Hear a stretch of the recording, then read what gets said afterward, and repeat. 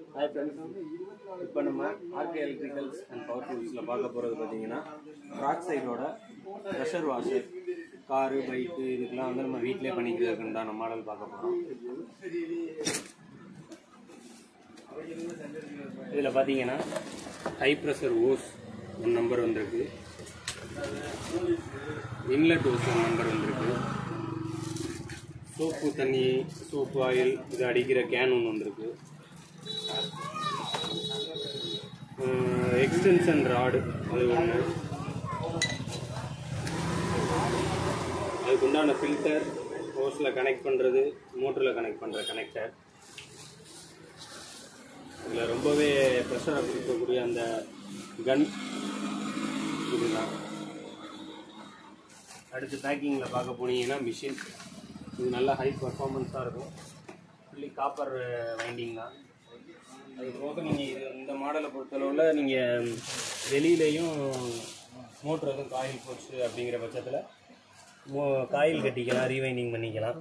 அதனால் normal induction motor மாதிரி தான் இருக்கும், பர்ஃபார்மன்ஸ் நல்லாயிருக்கும். இது இப்போ எப்படி வேலை செய்யுதுங்கிறத பார்த்துருவோம்.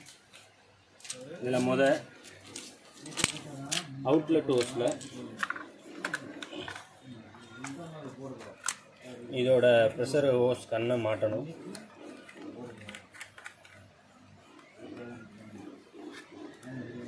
அடுத்து அதை 2ல் கன்னு,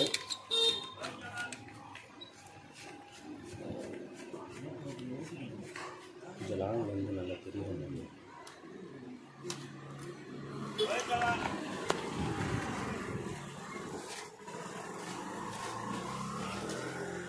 அடுத்து இன்லெட்டுக்கு பார்த்தீங்கன்னா ஃபில்டருக்குள்ளே தூசி போகாமல் இருக்க இதுக்குள்ளே ஒரு ஃபில்ட்ரு வச்சுருக்காங்க, அதை முதல்ல மாட்டிக்கிறணும்.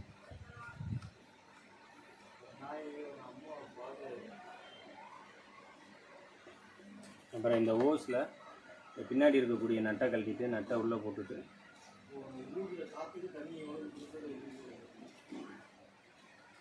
இந்த ஓஸை மாட்டிக்கிடலாம்.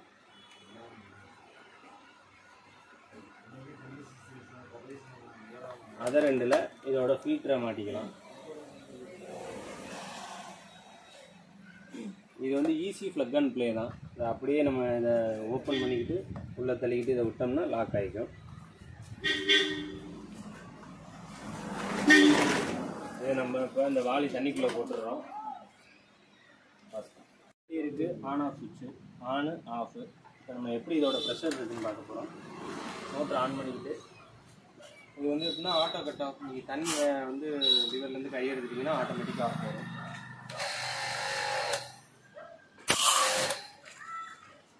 இங்கே இருந்து அந்த தண்ணி ப்ரெஷரை யூஸ் பண்ணி பாஸ் பண்ணி நான் இதோட ப்ரெஷரை அப்போ பாருங்கள்.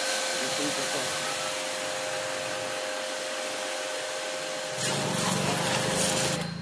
இதிலே 3 ஆப்ஷனாக மாற்றிக்கலாம். தண்ணி எவ்வளோ இது மாதிரி எடுக்கணும்.